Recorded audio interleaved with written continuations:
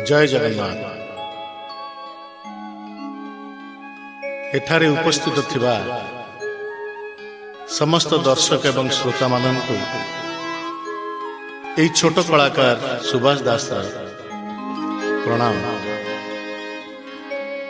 आपण माने ही होचंती मोर ईश्वर। आपण मानकर आत्मा रे बसिथिबा जगन्नाथ महाप्रभु मते एपर्यंत नहीं आसी आपण मानक किसी गीत शुणा मोर जीवन काल भितर मुझे गीत गाई केवल आपण मानकर आशीर्वाद ही गाई। आज किछि भजन गाई आपण मानक शुणे बोली मोर आशा विश्वास जे आपण माने निश्चित भाव मते ग्रहण करिवे सबुदिन भली। जो कलाकार माने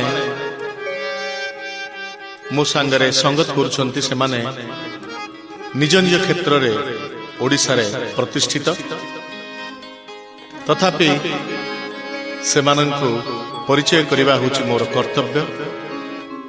प्रथमे परिचय करि दउछि से ख्यातनामा गिटार वादक श्री शरद साहू।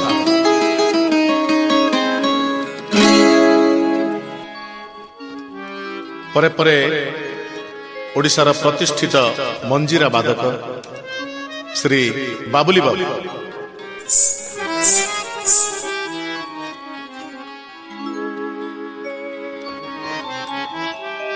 आउ जणे ख्यातनामा side rhythm player mister Pramod.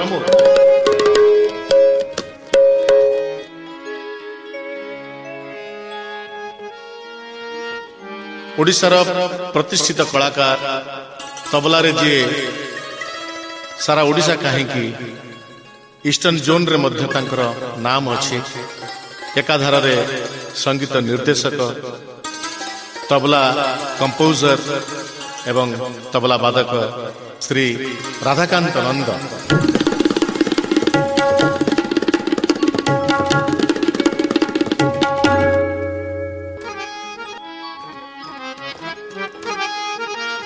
एपटे अछंती अति परिचित ओडिशार घरे घरे परिचित सिंथेसाइजर प्लेयर संगीत निर्देशक श्री परमानंद साहू।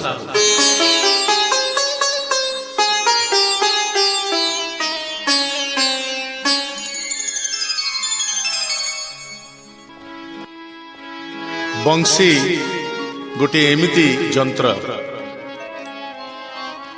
जहां शुणिले समस्ते स्तब्ध हो जाती। सेई बंसी वादक ओडिशार विख्यात बंसी वादक मिस्टर सीमा।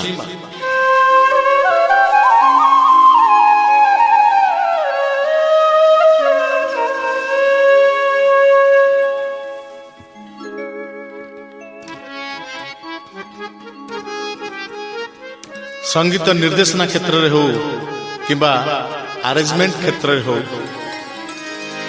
अनेक प्रसिद्धि लाभ करथिबा कलाकार हार्मोनियम रे अछंती।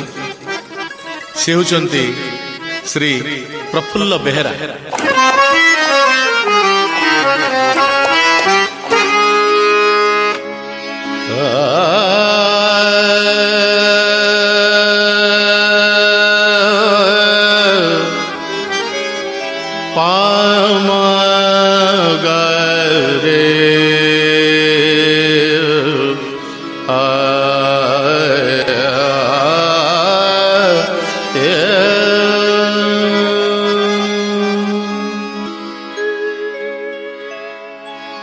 दर्शक बंधु, समय ही ईश्वर। समय केतबेले गढ़ी पारे, केतबेले भांगी पारे।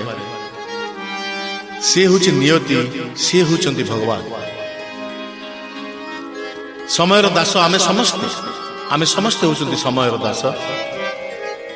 तार इच्छा अनुसार हमको से चलाए, हमको बाट देखाए, पुणी आमर भूल को से सुधारी निये। समय यही समय उपरे ही प्रथम भजन आधारित लिखिचंती ओडिशार विख्यात गीतिकार अलेख चंद्र विश्वास।